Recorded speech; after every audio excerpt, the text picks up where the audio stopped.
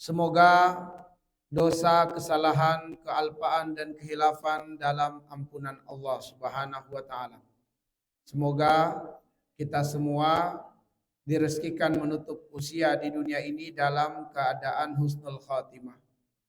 Dan semoga istiqomahan kita untuk senantiasa berkumpul di salah satu dari rumah-rumah Allah, diantaranya Masjid Az-Zura ini, mengantarkan kemudahan berkumpul di tempat terbaik di akhirat, di dalam surga Allah Subhanahu wa Ta'ala.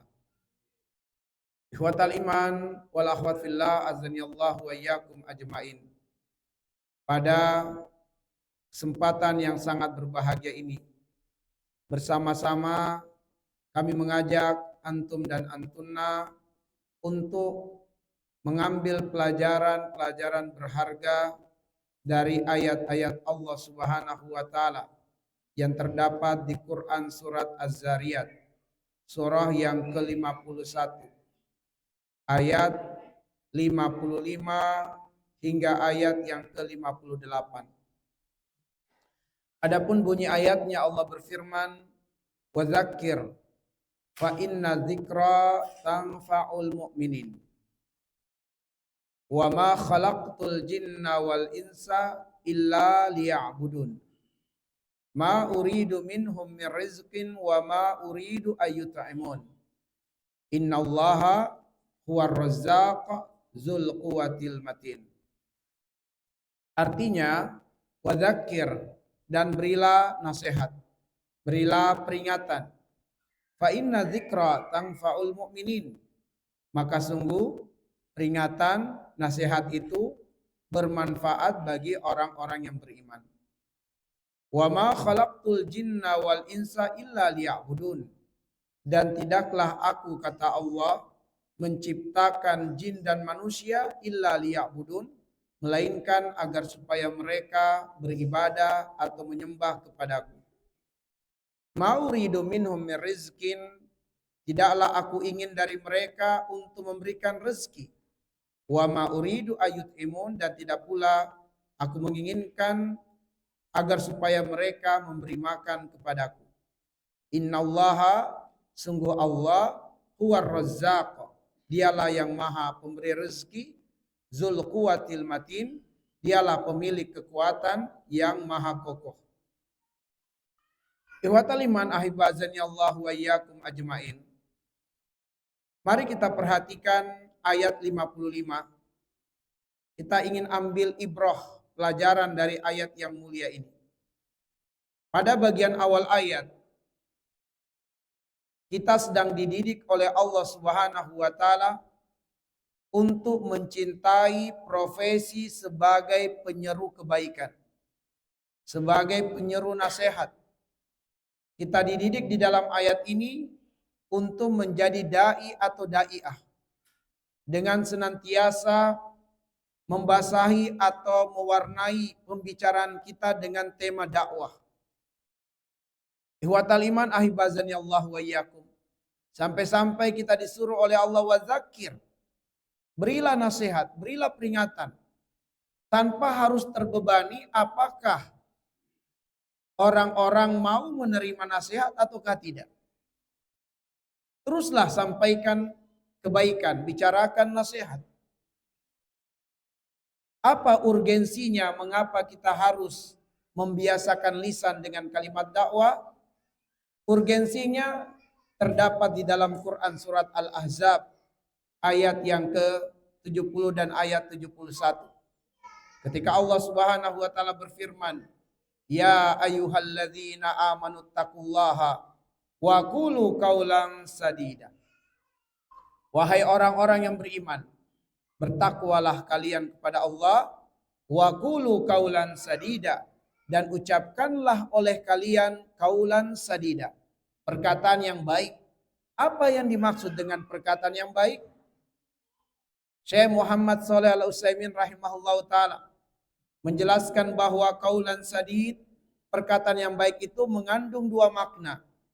Makna yang pertama adalah perkataan yang baik secara zat. Dan yang kedua, perkataan yang baik secara maksud dan tujuan.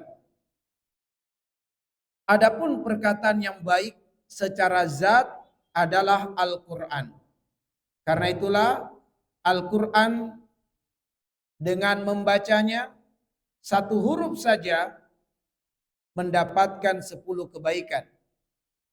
Kenapa? Karena Al-Quran secara zatnya adalah kebaikan. Tak terbayangkan jika kita merutinkan membaca Quran dalam sehari 1 juz misalnya. Berapa banyak huruf yang telah terlafazkan dari lisan kita. Dikali 10 itulah pahala, keutamaan, kebaikan yang kita dapatkan. Karena Al-Quran adalah perkataan yang baik secara zat.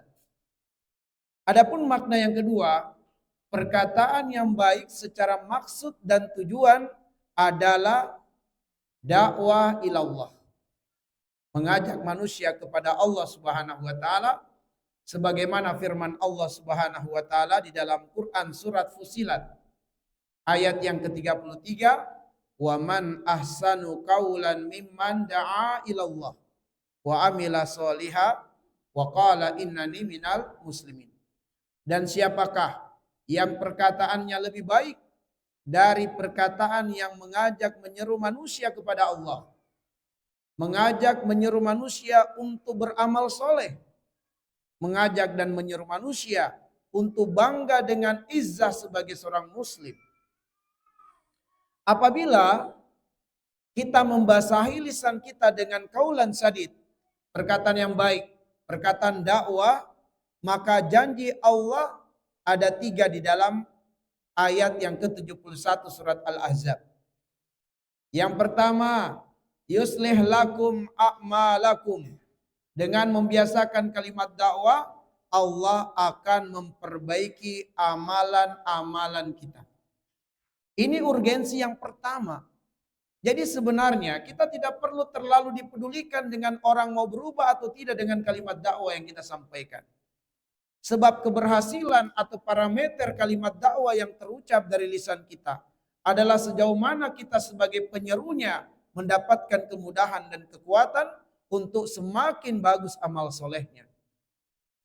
Ibaratnya bola yang kita lempar ke tembok, bukan sekedar yang kita harapkan bola itu menimpa tembok, tetapi pantulannya kembali kepada yang melempar. Semakin dahsyat lemparan, semakin dahsyat pula yang kita harapkan pantulannya kembali pada diri kita. Urgensi yang kedua adalah bahwa melalui kalimat dakwah yaghfir lakum dzunubakum. Takfiruz dzunub. Allah akan mengampuni dosa-dosa kalian. Dan urgensi yang ketiga, wa may yuti'illaha wa rasulahu faqad faza fauzan azima. Bahwa membiasakan kalimat dakwah itu ternyata bentuk ketaatan kepada Allah dan ketaatan kepada Rasulnya. Kenapa bisa demikian? Dikarenakan Allah Subhanahu wa taala adalah Maha Dai.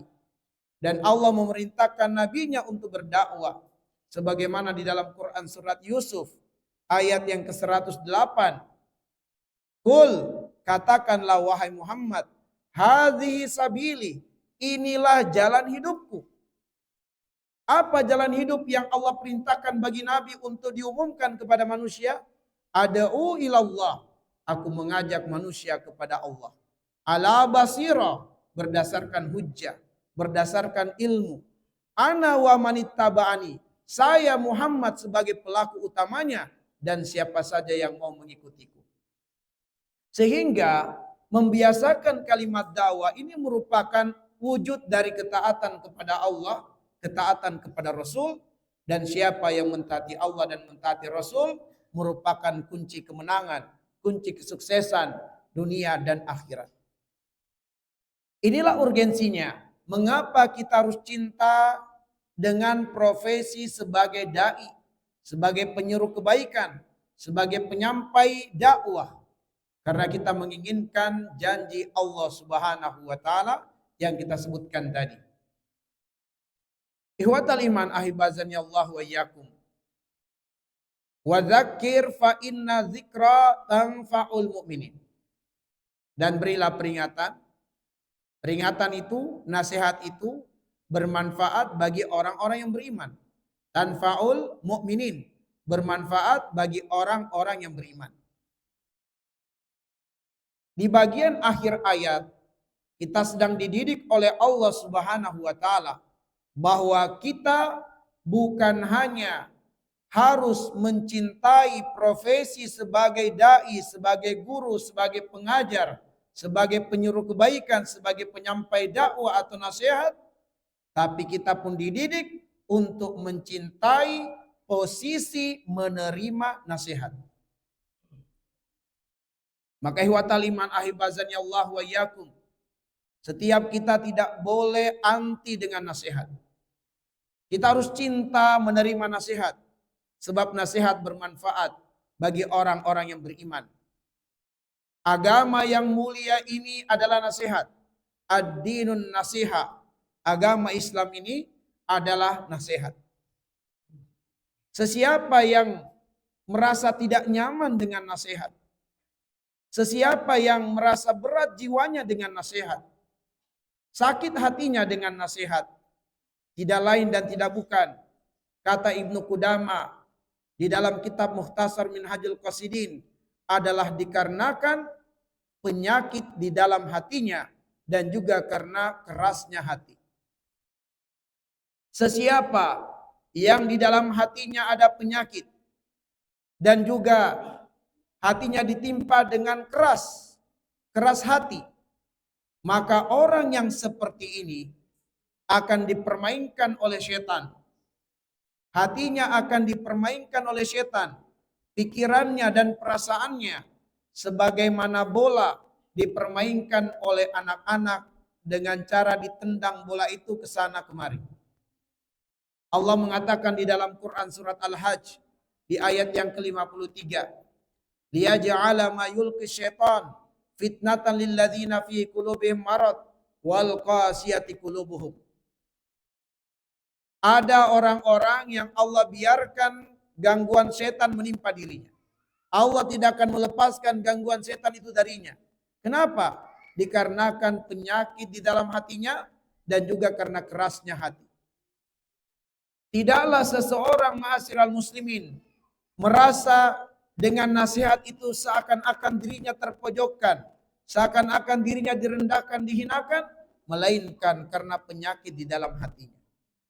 Nasihat itu bermanfaat bagi orang-orang yang beriman.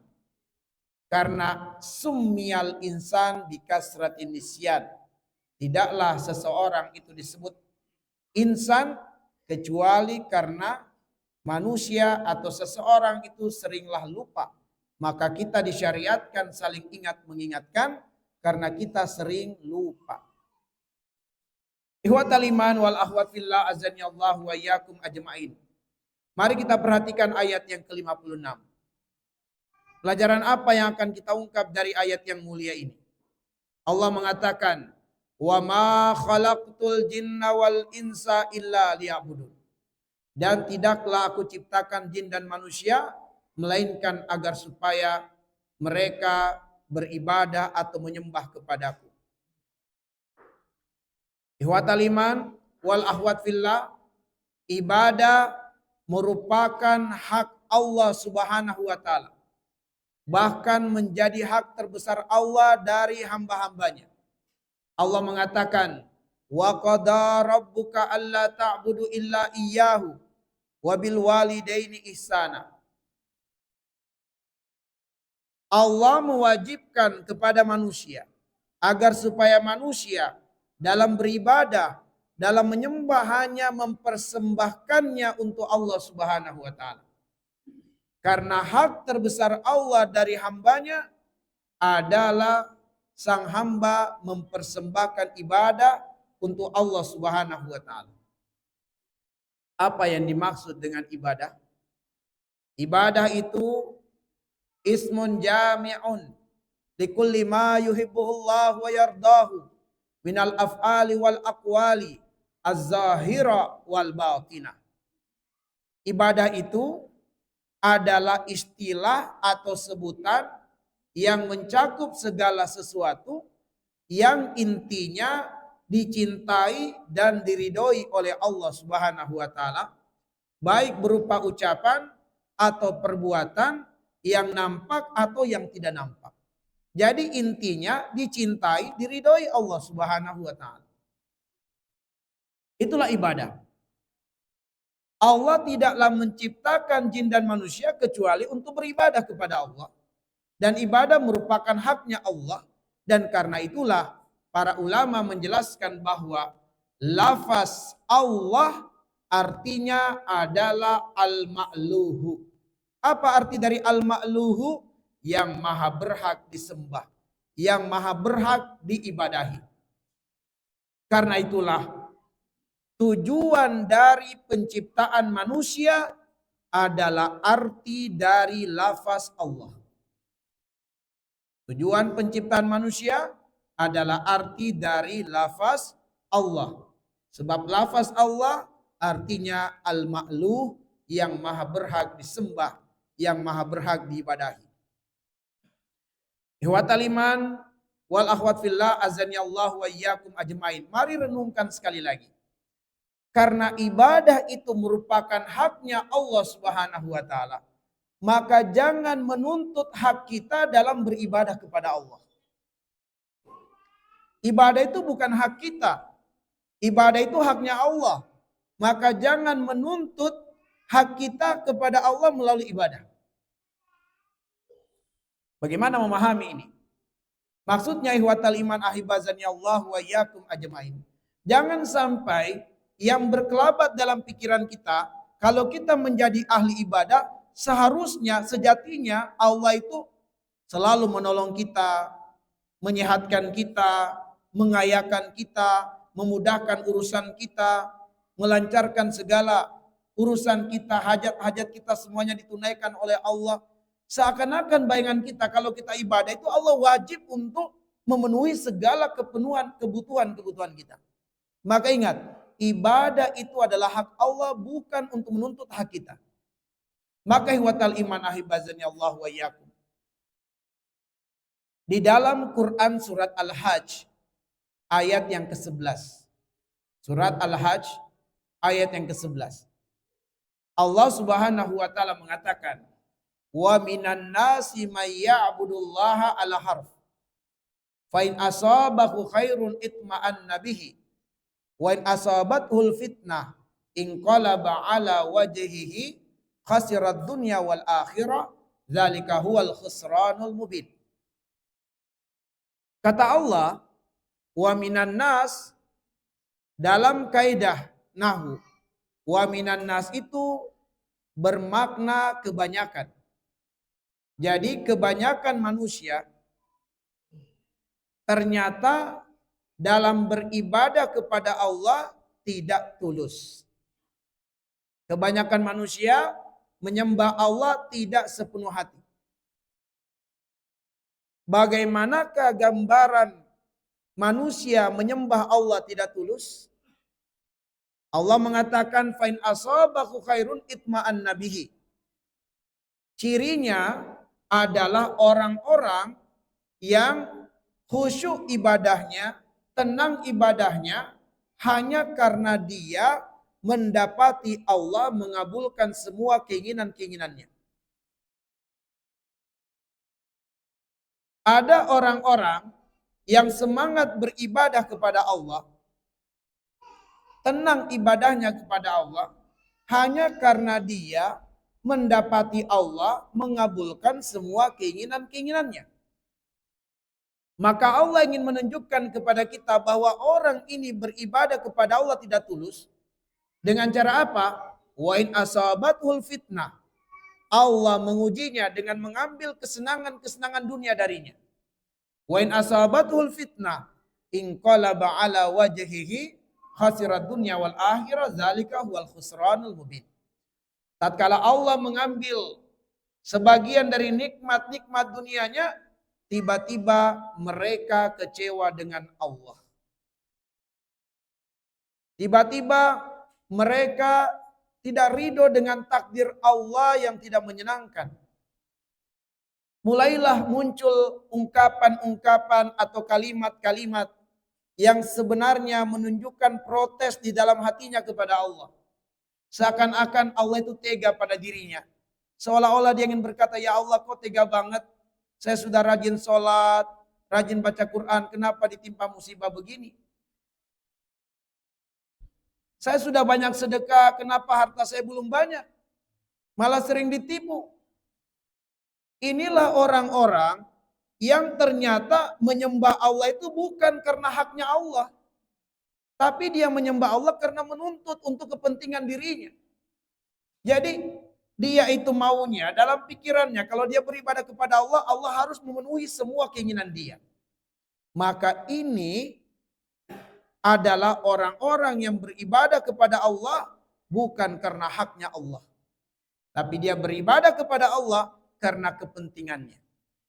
Inilah orang-orang yang tidak tulus dalam beribadah kepada Allah. Inilah orang-orang yang tidak sepenuh hati beribadah kepada Allah. Maka ihwatal iman, kita tegaskan di ayat yang ke-56 ini bahwa ibadah itu haknya Allah. Maka berikan yang terbaik untuk Allah. Wajahidu fillahi haqqa jihadi. Dalam ketaatan kepada Allah, beri yang paling maksimal. Dalam keadaan kita sehat, kita persembahkan ibadah yang terbaik. Dalam keadaan sakit, kita tetap mempersembahkan ibadah yang terbaik. Dalam keadaan kaya, kita persembahkan ibadah yang terbaik. Dalam berkekurangan, tetap kita persembahkan ibadah yang terbaik. Kenapa? Karena ibadah adalah hak Allah Subhanahu wa Ta'ala. Ibadah adalah hak Allah Subhanahu wa Ta'ala. Ma'asyiral muslimin, ikhwan wal akhwat fillah azani Allah wa iyyakum. Janganlah kita bersuudzon dengan Allah, karena Allah Subhanahu wa Ta'ala itu meskipun ibadah adalah haknya, namun Allah menjadikan sebesar-besar wasilah pembuka pintu rahmat adalah dengan sang hamba mempersembahkan ibadah. Maka tatkala seorang hamba melakukan ketaatan kepada Allah dengan ibadah, maka hal itu akan mengundang rahmat Allah, kasih sayang Allah kepada sang hamba. Maka Allah mengaruniakan untuknya kesehatan, Allah mengaruniakan untuknya rezeki, Allah memudahkan urusan-urusannya. Itu adalah rahmat Allah atas hambanya, dikarenakan Allah ridho atas ibadah yang dipersembahkan oleh hamba kepadanya. Tapi sekali lagi, jangan menuntut dengan ibadah kita harus dikayakan oleh Allah. Dengan ibadah kita harus nggak boleh lagi sakit. Pokoknya Allah harus membuat kita sehat selalu. Karena kita rajin ibadah. Tidak demikian. Ihwatal iman ahibazani Allah wa iyyakum. Maka inilah penekanan di dalam ayat yang ke-56. Wa ma khalaqtul jinna wal insa illa liya'budun. Kalau kita kaitkan ayat yang ke-56 dengan ayat yang ke-55. Kita hubungkan ayat 56 dan ayat yang ke-55. Maka seutama-utama nasihat, semulia-mulia nasihat, setinggi-tingginya nasihat adalah nasihat yang menyadarkan seorang hamba akan jati dirinya sebagai hamba. Inilah seutama-utama kalimat nasihat.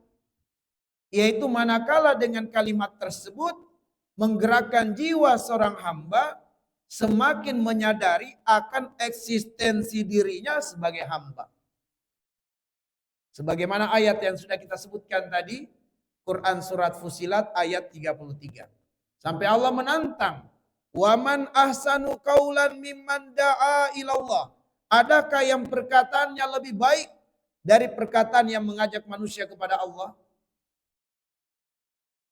Wa amila soliha wa qala innani minal muslimin. Adakah perkataannya yang lebih baik dari perkataan yang menggerakkan jiwa manusia untuk beramal soleh dan menguatkan setiap insan untuk bangga dengan eksistensi diri sebagai seorang muslim? Maka ihwatal iman, nasihat yang paling tinggi kedudukannya, derajatnya adalah nasihat yang menjadikan seorang hamba sadar akan jati dirinya sebagai hamba. Mudah-mudahan kita semua yang hadir adalah yang senantiasa membasahi lisan, yang senantiasa mewarnai pembicaraan dengan kalimat-kalimat tertinggi dan mulia di sisi Allah, yaitu kalimat dakwah. Mari kita melangkah di ayat yang ke-57. Allah Subhanahu wa taala berfirman, ma uridu minhum min rizqi wa ma uridu ayut'imun. Tidaklah aku menginginkan dari mereka min rizkin rezeki sedikit pun. Wa ma uridu ayut'imun, dan tidaklah aku menginginkan dari mereka untuk memberi makan kepadaku. Ihwatal iman, ayat yang ke-57 ini adalah sindiran Allah kepada orang-orang yang hubbud dunia. Allah menyindir mereka dikarenakan mereka menjadikan ibadah urutan kedua, urutan ketiga, dan tidak urutan yang pertama. Allah menyindir orang-orang yang menjadikan dunia sebagai urutan pertama dalam prioritasnya hidup di dunia. Sehingga apabila bertabrakan antara kepentingan dunia dan kepentingan ibadah, maka kepentingan ibadah akan di nomor kesekian. Ihwatal iman, maka Allah Subhanahu wa taala menyindir mereka. Ma uridu minhum min rizkin. Mereka diperintah untuk beribadah kepada Allah. Dengan ibadah itu tidak akan menghalangi rezeki mereka. Dengan ibadah itu tidak akan menutup jalan rezeki mereka. Dengan ibadah itu rezeki mereka tidak akan hilang, tidak akan berkurang. Wa ma uridu ayut'imun. Aku tidak menginginkan mereka untuk memberi makan kepadaku. Allah menyuruh kita berinfak, bersedekah di jalan Allah Subhanahu wa taala. Itu bukan untuk Allah Subhanahu wa taala. Maka ihwatal iman ahibazani Allah wa iyyakum ajmain. Allah menyindir orang-orang yang mereka mengutamakan bekerja lalu mengabaikan ibadah. Mereka meninggalkan profesi dakwah hanya karena kepentingan dunia mereka. Kenapa Allah menyindir? Karena kebanyakan manusia menjadikan alasan mencari rezeki sebagai alasan terkuat untuk meninggalkan profesi dakwah. Meninggalkan ibadah kepada Allah Subhanahu wa taala. Karena alasan mencari rezeki, nggak ada lagi waktu mereka untuk mengambil peran berdakwah di jalan Allah. Nggak ada lagi waktu untuk mereka memaksimalkan ibadah kepada Allah Subhanahu wa taala. Kita lihat di luar sana banyak para supir angkot yang tidak sholat. Bahkan di hari Jumat mereka tetap mengemudikan kendaraan angkot mereka mengejar penumpang. Sholat sama sekali tidak terfikir olehnya. Kalau sholat bisa hilang nih rezeki dari penumpang. Banyak para ojol yang tidak sholat. Tapi watal iman, kenapa banyak orang-orang yang sombong untuk belajar, sombong untuk beramal? Di antara sebabnya adalah karena banyak orang-orang yang berilmu sombong dalam berdakwah. Dalam arti mereka merasa tidak butuh berdakwah. Maka Ali bin Abi Thalib mengatakan, "Idza kana al-alimu", apabila orang-orang alim itu mereka meninggalkan peran dakwah, istankafal jahilu ayyata'allam, maka orang-orang bodoh semakin memiliki alasan untuk tidak mau belajar. Kalau saja orang-orang yang sudah dititipkan ilmu oleh Allah masih banyak alasan-alasannya untuk menyerukan kebaikan dan dakwah, maka semakin banyak pula alasan orang-orang bodoh untuk tidak mau belajar. Maka watal iman, ahibazani Allah wa iyyakum ajmain, bahwa ibadah itu tidak mengurangi rezeki. Ibadah tidak menyempitkan jalan rezeki. Ibadah tidak menutup jalan rezeki. Ibadah tidak menghilangkan rezeki, tapi ibadah membuka pintu rezeki selebar-lebarnya. Membanyakkan pintu rezeki, meluaskan rezeki seluas-luasnya dengan ibadah.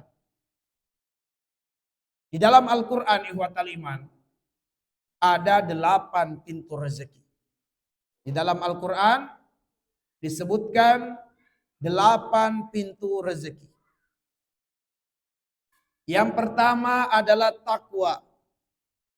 Dasarnya Quran surat At-Tolak ayat 2 dan ayat 3.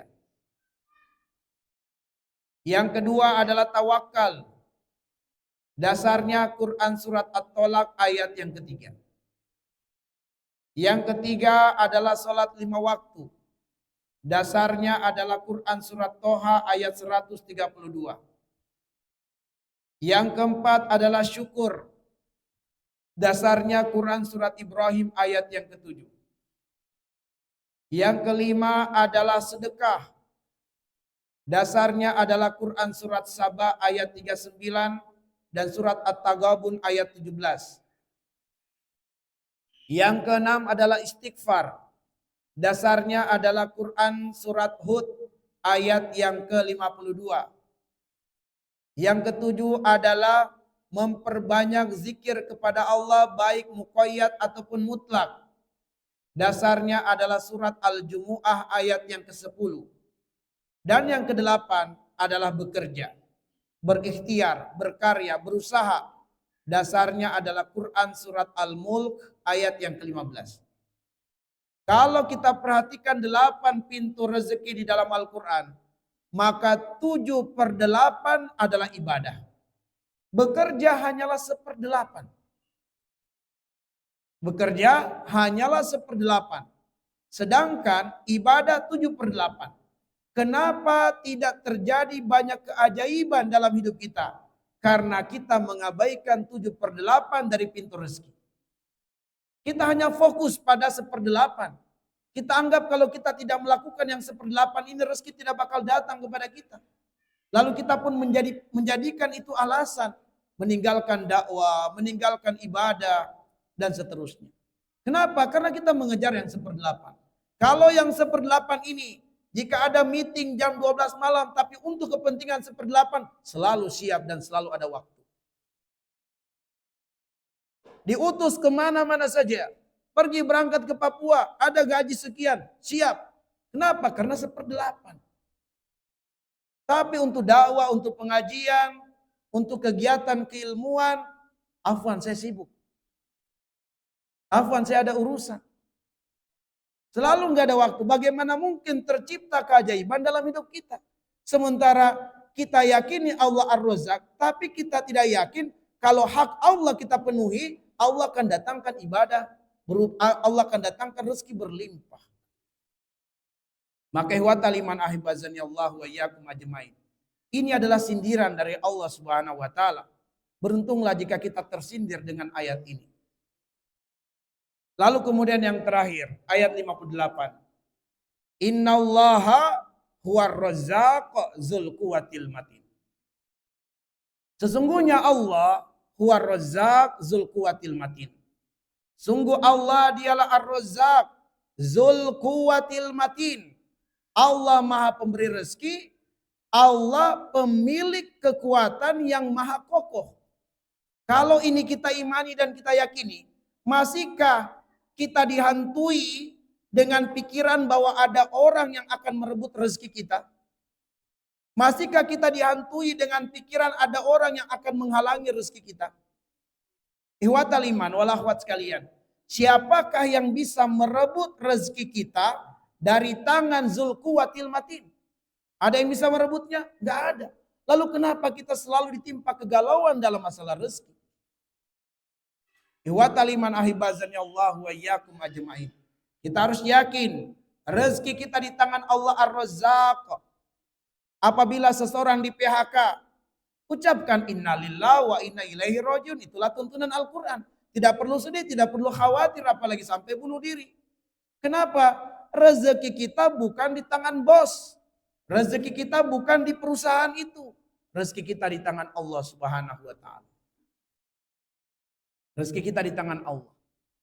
Maka ihwatal iman ahibazani Allah wa iyyakum ajmain. Allah Ar-Razzaq Dzul Quwwatil Matin. Pemilik kekuatan yang maha kokoh. Allah tahu hajat kita. Allah tahu kebutuhan kita. Karena itulah ihwatal iman, kalau kita mau mengambil peran sebagai penyeru-penyeru kebaikan, penyeru-penyeru dakwah, kita maksimalkan, kita sungguh-sungguh di dalamnya. Kita targetkan sebanyak-banyaknya manusia yang semakin mengenali eksistensi dirinya sebagai hamba melalui program-program kebaikan dan dakwah yang kita selenggarakan. Maka Allah memberikan kita taufik untuk semakin menjadi pribadi yang baik dalam ibadah. Kekurangan-kekurangan kita dalam amal soleh akan disempurnakan oleh Allah. Tadinya kita berat qiyamul lail, dimudahkan qiyamul lail. Berat membaca Quran, dimudahkan rutin baca Quran. Semua yang tadinya kita seakan-akan tidak ada waktu dengannya, dimudahkan oleh Allah. Lalu kemudian kita mendapatkan rezeki, bukan lagi seperti kita menapaki tangga demi tangga untuk sampai ke lantai sekian. Tapi kita mendapatkan rezeki seperti kita naik lift. Usaha sedikit, tapi sampai pada tujuan dengan mudah, dengan tenangnya. Tanpa harus energi banyak. Tanpa harus waktu terbuang banyak. Kenapa? Sebab kita diperjalankan oleh Ar-Razzaq untuk mendapatkan rezeki. Tapi kalau kita tidak mau mengundang keajaiban dalam hidup kita, maka siap-siaplah untuk terus-menerus menapaki tangga demi tangga. Sampai ke lantai sekian. Untung kalau bisa sampai.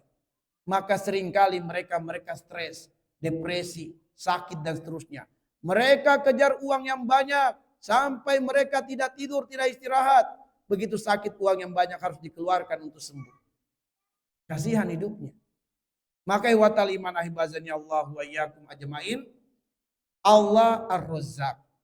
Allah menjanjikan wa may yattaqillaha yaj'al lahu min amrihi yusra. Yang bertakwa kepada Allah itu dimudahkan segala urusan-urusannya. Maka watal iman ahibazani Allah wa iyyakum ajmain. Demikianlah yang bisa kami sajikan dan sampaikan melalui tadabbur surah Az-Zariyat ayat 55 sampai dengan ayat yang ke-58.